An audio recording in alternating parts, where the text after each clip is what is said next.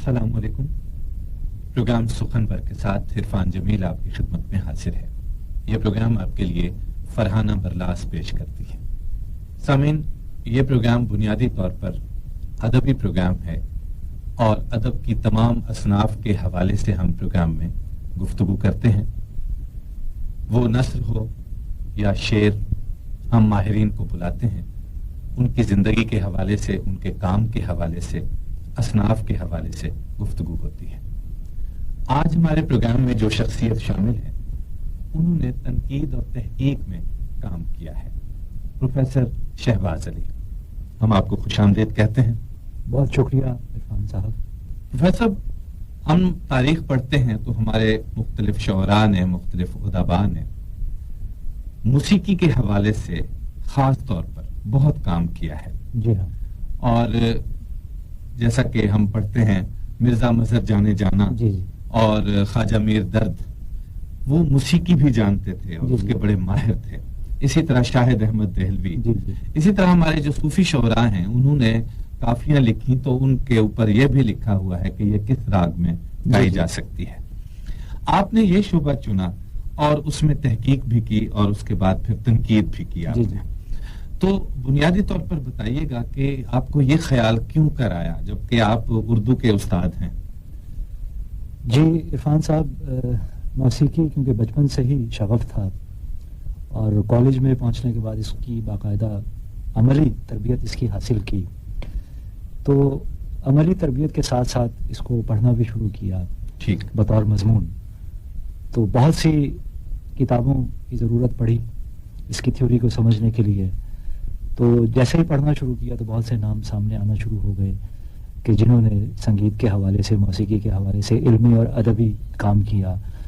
क्योंकि गायकी में, ख्याल गायकी में आप देखें कि ख्याल की जो बंदिशें हैं बाकायदा, वो बड़े बड़े असातिज़ा ने लिखी। और उसमें जो सबसे पहले अभी मेरे जहन में नाम आ रहा है, जैसे आपने पुराने शायरों के नाम लिए, तो बहादुर शाह जफर, आखिरी मुग़ल हुक्मरान, बहुत अच्छे शायर थे और वो बाकायदा ख्याल के बोल भी उन्होंने लिखे। अच्छा। ख्याल की बंदिशें लिखी और शोख रंग तखल्लुस करते थे मौसीकी में। वाह। शोख रंग के नाम से ख्याल की बंदिशें तहरीर की। उन्हीं के दौर में मुगल मोहम्मद शाह रंगीले के दौर में सदा रंग के नाम से एक फनकार गुजरे हैं, नेमत खान सदा रंग उनका तखल्लुस था, नेमत खान पूरा नाम था। तो उन्होंने बाकायदा जो बंदिशें की हैं वो बाकायदा पोइट्री है। और उस ज़माने में जो भी ज़बान थी, उर्दू और पूर्वी ज़बान और ब्रिज भाषा और पंजाबी ज़बान, इनके अल्फाज को मिला के मखलूत करके बंदिशें लिखी जाती थी, ज़्यादा पूर्वी ज़बान में। उसके बाद जो नाम आता है वाजिद अली शाह, आखिरी ताजदार वाली अवध जो है, सौतुल मुबारक के नाम से फारसी ज़बान में मौसीकी पे किताब लिखी। तो ये इससे पहले से ये सिलसिला चला आ रहा था। चंद एक नाम मैंने आपके गोशगुजार किए। तो ये बाकायदा मौसीकी सीखे हुए भी थे, अमली दस्तरस भी रखते थे, बाकायदा बड़े बड़े फनकारों को बुला के सुनते भी थे। इसमें आप आगा हशर काश्मीरी को भी शामिल करें? बिल्कुल। आगा हशर का इतना कंट्रीब्यूशन है कि इंडियन शेक्सपियर उनको कहा जाता था। वो अपनी ड्रामों में जो गज़लें होती थी, जो गीत होते थे, वो खुद लिखा करते थे और म्यूज़िक डायरेक्टर जो थिएटरों में होते थे वो उनकी धुनें बनाया करते थे बाकायदा रागों में। और आगा हशर का जो म्यूज़िकल नॉलेज था, मौसीकी की सेंस बहुत ज़बरदस्त थी। और बंदिशें, ख्याल के बोल, गज़लें, गीत जो भी थिएटर में सिचुएशन के मुताबिक जो होता था वो खुद लिखते थे और मौसीकी को बहुत ज़्यादा समझते थे। ये फरमाइए कि इस तहकीक में आपको खासी जान का सूरतों से गुजरना पड़ा होगा, कुछ ये तजुर्बा हमसे शेयर कीजिए। जब से इसको मुताला शुरू किया तो बड़े बड़े नाम सामने आए। एक तकरीबन 1000 साल तारीख में मौसीकी पे संस्कृत में, हिंदी में बहुत सी किताबें पहले लिखी जाती रहीं। ऋग्वेद, यजुर्वेद, सामवेद। तो सामवेद जो है वो बाकायदा उसमें भजन और अश्लोक हैं, वो तो है ही, मौसीकी पे बेस करती है। आगे जब बढ़ते चले गए तो फिर मुताला जैसे जैसे बढ़ता चला गया तो बहुत बड़ी बड़ी शख्सियात, बड़े बड़े अदीब जैसे कि ख्वाजा मीर दर्द आपने नाम लिया। इसी तरह आप जहन में नाम आ रहा है कि अमीर मीनाई, नात के बड़े मारूफ शायर। तो उनका एक कलमी नुस्खा हाल ही में दरियाफ्त हुआ जो उनके पोते इसराइल मीनाई जो हैं कराची में उनके पास था। तो वाजिद अली शाह ने मौसीकी पे किताब लिखी तो उसकी शरह लिखवाई गई अमीर मीनाई से फारसी ज़बान में, नगमा कुदसी के नाम से। ठीक। اب دیکھیں کہ کہاں نعت گوئی اور کہاں موسیقی، یہ منظر عام پہ نہیں آئی تھی، یہ کلمی نسخہ ان کے پوتے کے پاس محفوظ تھا، تو وہ ہم تک پہنچی تو انہوں نے کہا جی آپ کوششیں کریں اس کی کہ اس کو چھپ جائے اور اصل متن اور اس کا اردو ترجمہ. وہ اب ڈاکٹر اطہر مسعود ہیں فارسی کے اسکالر لاہور میں، ان کو یہ کام سونپا گیا اور وہ اب چھپنے کے قریب ہے، انشاءاللہ ایک آدھ مہینے میں چھپ کے سامنے آ جائے گی. تو ایسے بڑے بڑے لوگوں نے. اس کے بعد آپ دیکھیے کہ آل انڈیا ریڈیو کے بڑے بڑے لوگ، رفیق غزنوی صاحب، خواجہ خورشید انور صاحب، فیروز نظامی صاحب، ڈپٹی نذیر احمد کے پوتے شاہد احمد دہلوی صاحب، جو خود بہت بڑے موسیقار تھے، ادیب تو تھے، ماہنامہ ساقی نکالا کرتے تھے رسالہ. شاہد احمد دہلوی صاحب علمی ادبی گھرانے کے چشم و چراغ، انہوں نے بہت زیادہ موسیقی پہ لکھا اور یہ ادیب بھی تھے، شاعر بھی تھے، موسیقی بھی جانتے تھے، لہٰذا ان کی تحریروں میں تنقید بھی آ گئی، ادبیت بھی آ گئی. بھی انہوں نے متعارف خاکہ نگاری آپ دیکھیں کہ گنجینہ گوہر کے نام سے ان کی خاکوں پہ 2 کتابیں ہیں. اسی طرح منٹو نے رفیق غزنوی صاحب کا خاکہ لکھا گنجے فرشتے میں. تو وہ لکھتے ہیں کہ میں جب رفیق غزنوی میرا دوست، تو بامبے میں میں جب پہلی بار اس سے ملا تو میں نے اس کے کمرے میں دیکھا کہ اردو ادب کی بہت سی کتابیں بڑے قرینے سے شیلف میں لگی ہوئی ہیں. تو منٹو لکھتے ہیں کہ میں اس کو گانے بجانے والا سمجھتا تھا، محض یہ گانے بجانے والا آدمی ہے، اس کو ادب سے کیا سروکار ہو سکتا ہے. لیکن جب میں نے اس سے رفیق غزنوی سے بات چیت شروع کی اردو کے حوالے سے، فارسی کے حوالے سے، تو اس نے ایسے ایسے ادیبوں کے نام لیے، ایسی ایسی کتابوں کے نام لیے جن کو میں بھی نہیں جانتا تھا. انہوں نے باقاعدہ بہت زیادہ لکھا، قلمی کام ان کا بہت ہے موسیقی پہ، اور زیادہ لکھنے والوں میں جن سے میں انسپائر ہوا، ان کی تحریروں کو پڑھا. رفیق غزنوی صاحب نے موسیقی پہ بہت لکھا. شاہد احمد دہلوی صاحب نے اصناف موسیقی کے حوالے سے بہت کام کیا، بہت تحقیقی کام کیا. ان کے بعد خواجہ خورشید انور صاحب، فیروز نظامی صاحب انگریزی میں بھی لکھتے رہے. اسرار موسیقی کے نام سے ان کی ایک موسیقی کی کتاب منظر عام پہ آتی ہے، 1935 میں تک غالباً پہلی دفعہ اردو میں کتاب انہوں نے لکھی. خواجہ خورشید انور صاحب نے موسیقی پہ لکھا، فیروز نظامی صاحب اردو میں بھی لکھتے رہے، انگریزی میں بھی لکھتے رہے. ان کے بعد میرے استاد قاضی ظہور الحق صاحب جو انہی کے دور کے تھے، ہم اثر تھے ان کے، ان کی 2 کتابیں موسیقی پہ، رہنمائی موسیقی کے نام سے اور معلم النغمات کے نام سے. ان کو پڑھا جب تو پوری ایک نثر میں، اسلوب میں، ادبیت، کیونکہ یہ سب تعلیم یافتہ موسیقار تھے، تعلیم یافتہ بھی تھے اور موسیقی سے باقاعدہ طور پہ، عملی طور پہ وابستہ بھی تھے. ان سے انسپائر ہو کے پھر میں نے موسیقی پہ تحقیق شروع کی اور فنکاروں کا انتخاب کیا کلاسیکی اور نیم کلاسیکی شعبے سے، جن پہ جو میری دسترس میں تھے، جن پر مجھے مواد ملا. تو میں نے ان پہ تنقیدی اور تحقیقی مضامین لکھنا شروع کیے اور وہ میری کتاب سر سنسار میں پھر چھپے. اچھا، اس بارے میں بتائیے کہ آخر اس کتاب میں کیا خوبی تھی کہ اسے ایوارڈ مل گیا؟ جی، یہ بڑا اچھا آپ نے سوال کیا کہ موسیقی کی اس سے پہلے جو کتابیں میں پڑھتا رہا وہ ساری تاثراتی کتابیں تھیں اور اس میں تنقید تو کی گئی تھی، لیکن جو میتھوڈولوجی ہے، ریسرچ، شاید اس زمانے میں رواج نہیں تھا، معلومات بہت ہوتی تھی، اس میتھوڈولوجی کو ایڈاپٹ نہیں کیا گیا تھا. میں نے جب یہ کتاب لکھنا شروع کی اور فنکاروں پہ ان کی شخصیت کے حوالے سے مضامین لکھنے، شخصیت اور فن، یہ میرا انتخاب تھا کہ جب فنکار کو منتخب کیا تو اس کی شخصیت اور فن پہ بات. میں نے عرفان صاحب خاکے کے انداز میں لکھنا شروع کر دیا. درست، کیونکہ میں نے مطالعہ بہت کیا تھا. تو مجھے میرے ایک پروفیسر دوست بلال سہیل، وہ پی ایچ ڈی کر رہے تھے، تو ان کو میں نے اپنی کچھ چیزیں دکھائیں. گارڈن کالج میں میرے کولیگ تھے، وہ کہنے لگے کہ شہباز صاحب آپ بہت بڑا کام کر رہے ہیں، آپ اس میں حوالے ضرور شامل کریں، جہاں جہاں سے آپ میٹر لے رہے ہیں آپ اس کو ریسرچ میتھوڈولوجی کے مطابق اس کو خاکہ نہ رہنے دیں. اچھا، یہ بات میرے دل کو لگی. میں نے کہا یہ بات تو بڑی زبردست، اور میں کافی سارے مضامین لکھ چکا تھا. میں نے ان پروفیسر صاحب کو کہا، میں نے کہا یہ تو مجھے سارا چینج کرنا پڑے گا نئے سرے سے. میں نے کہا ٹھیک ہے، میں چیلنج اس کو لیتا ہوں، میں اس کو ریکمپائل کرتا ہوں سارے کو. میں نے کہا حوالے تو میرے پاس موجود ہیں سارے، میں خاکے کے طور پہ تاثراتی مضامین لکھ رہا تھا. میں نے عرفان صاحب اس سارے فارمیٹ کو چینج کر دیا اور ریسرچ میتھوڈولوجی کے مطابق جہاں جہاں سے جو حوالہ تھا، جیسے ایم فل یا پی ایچ ڈی کا تھیسس ہوتا ہے، اس کے مطابق مضامین کو اثر نو ترتیب دینا شروع کر دیا.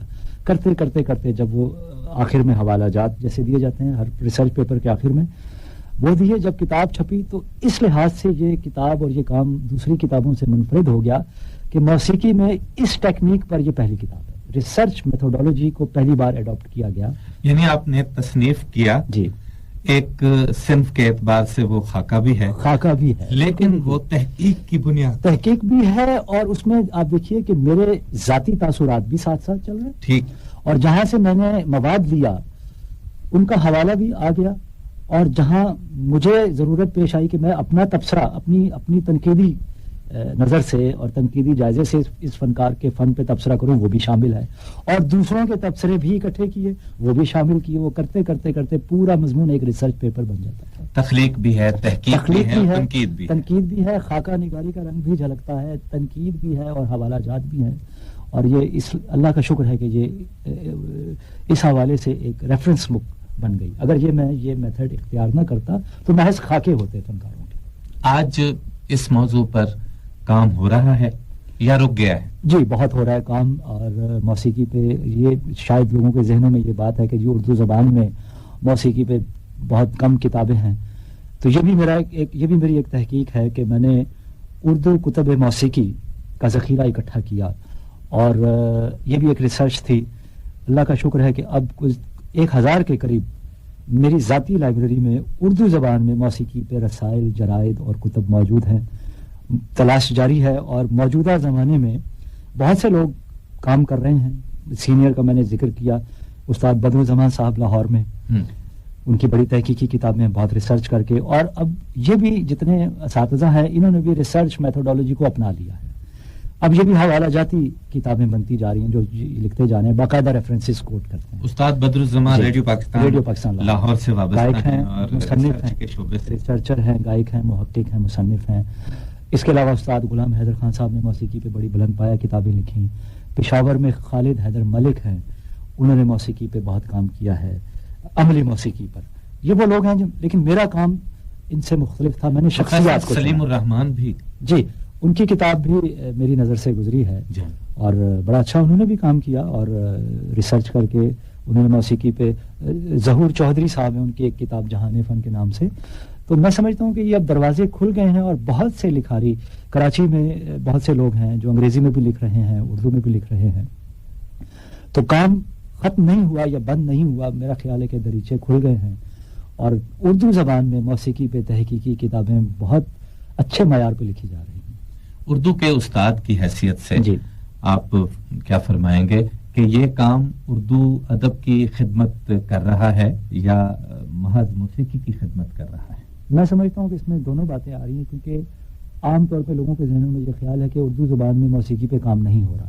ایک تو یہ خیال غلط ہے لوگوں کا، میں نے آپ کو بتایا کہ بہت کام ہو رہا ہے، رسائی نہ ہونا، کسی تک کتاب نہ پہنچنا الگ بات ہے، وہ تو ڈھونڈنے والے کو ہی ملتی ہے، جو ریسرچر ہوتا ہے وہ کتاب ڈھونڈ نکالتا ہے۔ اردو زبان کا آپ نے سوال کیا، تو اردو کی خدمت یہ ہے کہ اردو ایک قومی زبان ہے۔ انگریزی میں اگر موسیقی پہ کتاب لکھی جائے گی تو اس کی ریڈرشپ کم ہے۔ میں سمجھتا ہوں کہ اردو کا میں نے بھی انتخاب بطور اردو استاد کے، یا جو لوگ کر رہے ہیں اردو زبان کو، وہ خدمت یہ کر رہے ہیں کہ اردو زبان میں لکھی جانے والی کتاب ایک عام قاری جو ہے وہ اس کو پڑھ سکتا ہے اور سمجھ سکتا ہے۔ تو اس حوالے سے یہ زبان کی بھی خدمت ہے کہ اپنی زبان میں لکھا جائے، اپنی زبان کو فروغ دیا جائے، آسان انداز میں لکھا جائے، کہ ایک جو موسیقی سیکھا ہوا آدمی نہیں بھی ہے، شوقین ہے، لسنر ہے، سنتا ہے موسیقی، وہ ان کتابوں کو عام فہم انداز میں لکھی گئی اردو زبان میں جو موسیقی کی کتابیں ہیں ان کو پڑھ کے بہت کچھ سیکھ سکتا ہے۔ آپ سن رہے ہیں پروگرام سخنور ریڈیو پاکستان راولپنڈی سے، اور آج ہماری مہمان شخصیت ہیں پروفیسر شہباز علی۔ انہوں نے تنقید، تحقیق اور تخلیق کے حوالے سے ایک منفرد کام کیا ہے۔ آج ہم اسی کام کے حوالے سے گفتگو کر رہے ہیں۔ پروفیسر شہباز علی صاحب، آپ ابھی عام قاری کی بات کر رہے تھے، یہ فرمائیے کہ آپ نے تذکرہ کیا تو مجھے معلوم ہوا کہ یہ کتابیں چھپی ہیں اور عام آدمی تک یہ معلومات اس سے پہلے نہیں پہنچی تھی۔ جی جی، ہم محروم ہیں، کیسے یہ معلومات تمام لوگوں تک پہنچے؟ ہم تو آج یہ محسوس کر رہے ہیں کہ ہم تو پیاسے ہیں۔ اس میں ایک جو وجہ جو میرے نزدیک ہے کہ جتنے میوزک پہ کام کرنے والے لوگ ہیں ان کو نشریاتی اور جو ثقافتی ادارے ہیں، جو پبلشنگ ہاؤسز ہیں بڑے بڑے، وہ ناول، افسانہ شاعری تو چھاپتے ہیں لیکن موسیقی کی کتابوں کو وہ نہیں چھاپتے. شاید ان کے ذہنوں میں یہ بات ہے کہ اس کی ریڈرشپ کیونکہ کم ہے، یہ کتاب مارکیٹ میں بکے گی نہیں، لہٰذا موسیقی پہ لکھنے والے جتنے اساتذہ جن کو میں جانتا ہوں انہوں نے اپنے ذاتی سرمائے سے یہ کاوش کی، اپنا پیسہ لگا کے کتابیں چھاپیں، لہٰذا اس کی ڈسٹریبیوشن ان کو نہیں ملتی. ایک یہ بہت بڑا پرابلم ہے. کتاب ضرور چھپتی ہے لیکن وہ پورے پاکستان میں اس کا پھیلاؤ جو ہے اس میں ان کو دشواری کا سامنا کرنا پڑتا ہے، میرے سمیت. لہٰذا وہ ایک عام آدمی تک اس طرح نہیں پہنچتی. جو ڈھونڈنے والا ہے جیسے ہمارے جیسے ریسرچر ہیں وہ کہیں نہ کہیں سے خبر لگا کے کتاب حاصل کر لیتے ہیں یا ڈائریکٹ مصنف سے رابطہ کر کے حاصل کر لیتے ہیں. تو یہ ایک بڑی وجہ ہے. میں سمجھتا ہوں کہ ہماری حکومت کو چاہیے، جو نشریاتی ادارے حکومت کے بھی ہیں، اردو زبان میں لکھی جانے والی کتابیں اگر بڑے بڑے ادارے چھاپیں تو عام لوگوں تک اس کی رسائی زیادہ بہتر انداز میں ہو سکتی ہے. تو جب آپ کی کتاب چھپ کر آئی تو کیا پذیرائی ملی اس کو، اس کی؟ جی شروع میں تو مجھے، کیونکہ میں نے اس کو جیسے کہ میں نے کہا کہ مسائل بہت ہیں کوئی چھاپنے کے لیے، میں نے خود ہی ہمت کی، خود چھاپا، خود اس کی مارکیٹنگ کی. لیکن جب وہ آہستہ آہستہ اخبارات میں اس پر سعید ملک صاحب لاہور میں میوزک کرٹک، انہوں نے بہت لکھا میری کتاب پہ، اور لوگوں نے بہت لکھا، تبصرے جب چھپے لوگوں تک معلومات پہنچی تو لوگوں نے میرے ساتھ رابطے کیے اور ان تک یہ کتاب پہنچی. پھر دوسرا ایڈیشن مجھے پہلے ایڈیشن میں بڑی پذیرائی ہوئی اور اس کو حکومت پنجاب کے جو انفارمیشن ڈپارٹمنٹ ہے یوتھ کلچر کی جانب سے انتخاب کیا گیا بیسٹ بک کے طور پہ. میں نے اوپن کمپٹیشن میں بھیج دی. میں خود اس کا پبلشر تھا. پھر مجھے اس سے حوصلہ ہوا. پھر میں نے 2007 میں 2002 میں پہلا ایڈیشن، 2007 میں دوسرا ایڈیشن اس کا چھپا. اور دوسرے ایڈیشن پہ بھی مجھے بہت بیرون ملک جو دوستوں تک یو کے میں، انڈیا میں، کینیڈا میں، تمام ممالک میں میری کتاب پہنچی. اور اسی طرح ہاتھوں ہاتھ گئی، ایک سے دوسرے سے تیسرے پہ ہاتھ میں گئی. بہت لوگوں نے رابطے کیے، بڑی پذیرائی ہوئی. اب میں اس کا تیسرا ایڈیشن بہت اس کو بہتر کر کے امپروو کر کے اس کو چھاپ رہا ہوں. مجھے اللہ کا بہت شکر ہے، اللہ کی بڑی کرم نوازی ہے کہ اس کتاب نے مجھے ایک نئی زندگی دی ہے، ایک نام دیا ہے. ماشاءاللہ. اچھا یہ فرمائیے، آج ہم تو آپ سے بات کر رہے ہیں آپ کی تخلیق کے حوالے سے، جی لیکن آپ چونکہ ہاتھ آئے ہیں تو وہ سر دست آپ سے یہ بھی پوچھتے ہیں کہ اور کیا کیا اور کن کن شعبوں میں آپ نے کام کیا؟ اس کے علاوہ اردو زبان میں میری ایک اور کتاب ہے، وہ میری تالیف ہے. اور میں کیونکہ موسیقی سکھاتا بھی ہوں تو طلباء کی ضرورت کے پیش نظر میں نے ایک باقاعدہ نصاب بنایا کہ اس کو بطور نصاب سکھایا جائے. اور کم وقت میں گھرانوں کے اساتذہ جو تعلیم دیتے تھے وہ طریقہ اپنی جگہ پہ، لیکن اب لوگوں کے پاس اتنا وقت نہیں ہے. لوگ چاہتے ہیں کہ کم سے کم وقت میں زیادہ سے زیادہ معلومات، اور ہر مضمون کو بطور نصاب اگر سکھایا جائے ایک سسٹمیٹک وے میں. موسیقی ایک سائنسی علم ہے، سسٹمیٹک ہے. یہ اس طرح نہیں ہوتا کہ جی آپ مجھے ساری زندگی سنتے رہیں اور سن کے مجھے کاپی کرتے رہیں تو آپ کچھ بن جائیں گے. ایسا نہیں ہے. اس کی تعلیم سائنسی انداز میں جیسا کہ دنیا میں ہوتی ہے یونیورسٹیوں میں موسیقی کے شعبے، اس انداز سے پھر میں نے اسباق موسیقی کے نام سے اردو زبان میں، وہ بھی اردو زبان میں، ایک نصابی کتاب تحریر کی ہے جو میں اپنے طلباء کے لیے NCA Rawalpindi national college of arts میں جو ہے وہ میں سکھاتا ہوں بچوں کو. وہاں میں وہ لگائی ہوئی ہے کتاب، ان کے نصاب میں شامل ہے. اور تاریخ موسیقی، ہسٹری آف میوزک جاننا بہت ضروری ہے. اس حوالے سے 1000 سالہ بر صغیر کی جو موسیقی کی تاریخ ہے، کیونکہ میرے پاس، میں نے عرض کیا کہ نایاب کتب کا ذخیرہ 20 سال مجھے ہو گئے ہیں. میں اس تلاش میں رہتا ہوں کہ جو بھی موسیقی پہ کتاب ہو مجھے ملے، پرانی ہو یا نئی ہو. تو میرے پاس کچھ مضامین تھے بڑے نایاب قسم کے جو تاریخ کے موضوع پہ تھے، تو وہ ان کو اکٹھا کر کے ایک کتاب کی شکل میں، وہ میری تالیف ہے، کیا صورتیں ہوں گی تاریخ موسیقی. تو وہ میں نے کتاب ایک تالیف کی ہے، وہ بھی طلباء کی ضرورت کو پوری کرتی ہے، تاکہ جیسے آپ نے کہا کہ ان کتابوں تک رسائی ہر آدمی بس کی. تو میں نے کوشش کی کہ کیوں نہ ان مضامین کو جو بکھرے پڑے ہوئے ہیں اور نایاب کتابوں میں ہیں ان کو اکٹھا کر کے ایک کتابی شکل میں نصاب کے طور پہ طلباء کی ضرورت کے لیے اس کو شائع کر دیا جائے تاکہ وہ لوگوں تک پہنچے. ابھی آپ کی گفتگو میں یہ ذکر آیا کہ دنیا بھر میں بڑے تعلیمی اداروں کی سطح پر اس کی تعلیم دی جاتی ہے موسیقی کی، اکیڈیمک میں اس کو شامل اور یونیورسٹیوں تک میں. ہمارے ہاں کیوں نہیں ہے؟ ہمارے ہاں اس کو ایک، کیونکہ جو گھرانے داری سسٹم تھا وہ غالب رہا، اور تھوڑا سا سوشل ٹیبوز بھی تھے کچھ، اس وجہ سے بھی مسائل آئے سامنے. لیکن اب میں سمجھتا ہوں کہ اب کیونکہ یہ ایک ذہن میں تھا کہ یہ صرف میراث ہے اور انہی لوگوں کا کام ہے، میں سمجھتا ہوں کہ یہ باقاعدہ ہمارے، آپ تاریخ میں اٹھا کے دیکھ لیں، بڑے بڑے دانشور جو ہیں उन्होंने मौसीकी को साइंस के इल्म के तौर पे, और जो तबीयात है, फिजिक्स है, वो तो बाकायदा मौसीकी को डील करती है। साउंड और आवाज जो है वो बाकायदा फिजिक्स का एक शोबा है। बिल्कुल। इसी तरह रियाजी, मैथमेटिक्स, ये भी जो जितनी सिमेट्री है, ये सारा म्यूजिक में जो ताल का सिस्टम है वो सारा रियाजी पे। आप खुद शायर हैं, इल्म उरूज जो है वो सारा हमारी मौसीकी में अगर आप देखें तो जो ताल का निज़ाम है, ताल के मुख्तलिफ साज, पखावज है, तबला है, तो वो सारा काउंटिंग है, मात्रे हैं। और वही चीज़, क्योंकि मेरा उर्दू अदब से ताल्लुक तदरीस से है, तो मैं जब शायरी को उरूज को देखता हूँ तो उसमें मुझे सारी तकसीम जो है बहरों की, वो सारी उसमें मुझे ताल नजर आती है। वाह, वो ताल की तकसीम है। एक शायर को उसकी शायरी उसी वक्त मुस्तनद होगी जब उसकी शायरी ताल में होगी। अगर मैं मौसीकी की जबान में कहूँ, ठीक, अदबी जबान में इल्म उरूज कह लीजिए, मैं कहूँगा जी ये सुर ताल का पक्का है ये शायर। वाह। मौसीकियत, गिनायत आ गई तो मौसीकी आ गई, और अगर औजान ठीक आ गए तो ताल आ गई। तो हमारी 5वीं क्लास में, 8वीं में, 10वीं में, 12वीं में, 14वीं में ये क्यों नहीं है? अब पंजाब यूनिवर्सिटी में बाकायदा मौसीकी का शोबा बन चुका है, ठीक, और एमए मौसीकी की तालीम शुरू हो चुकी है। लाहौर में नेशनल कॉलेज ऑफ आर्ट्स में म्यूजिकोलॉजी डिपार्टमेंट बन चुका है। कराची में नापा है जहाँ म्यूजिक के बाकायदा कोर्सेज कराए जा रहे हैं। और अब ये जितना सारा सिलसिला है ये बाकायदा एक सिलेबस बना के और एक कोर्स बना के, एक निसाब बना के, उसके मुताबिक जदीद मेथोडोलॉजी को अडॉप्ट करते हुए मौसीकी सिखाई जा रही है। मैं समझता हूँ कि अब राहें खुल गई हैं इंशाअल्लाह। जी, अब राहें खुल गई। अच्छा, हमारे जो मारूफ फनकार हैं उनमें से किसी ने बाकायदा इस दर्जे की तालीम हासिल की? जी बिल्कुल। उनमें मैंने जो पहले नाम लिया, ख्वाजा खुर्शीद अनवर साहब, एमए फिलॉसफी थे गवर्नमेंट कॉलेज लाहौर से। उन्होंने बाकायदा मौसीकी को इल्मी सतह से सीखा, फिर तहकीकी काम किया।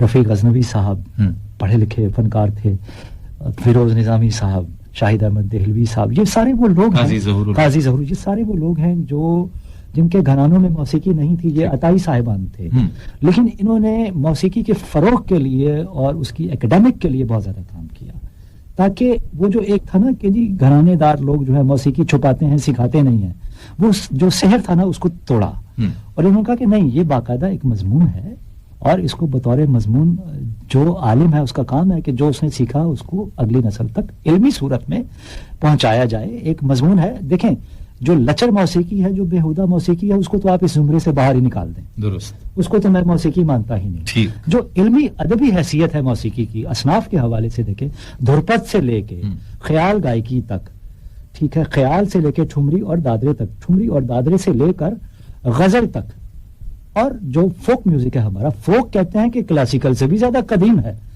फोक पहले था और क्लासिकल शक्ल बाद में बनी। तो अब इतनी रिसर्च हो रही है और बाकायदा इसको, ये जो तसव्वुर था ये खत्म हो गया कि एक बहुत बड़ा मजमून है, इसको बतौर मजमून सीखा जाए और अच्छे लिसनर्स पैदा किए जाए, ताकि वो जो जुमला है कि मौसीकी रूह की ग़िज़ा है, रूह का अजाब नहीं है। ठीक। तो मैं इस नजरिए का कायल हूं कि इसको रूह की ग़िज़ा के तौर पे इसको बताया जाए लोगों को कि हमने इससे हज़ हासिल करना है, सरूर हासिल करना है। ये हमें वल्गैरिटी की तरफ ना लेके जाए, लचरपन की तरफ ना। हर वो चीज़ जो है वो खराबी पैदा मौसीकी में खराब है, जो आपके जज्बात को बरअंगेख्ता करे और आपको तस्कीन देने की बजाय आपको गलत रास्ते पे लेके जाए।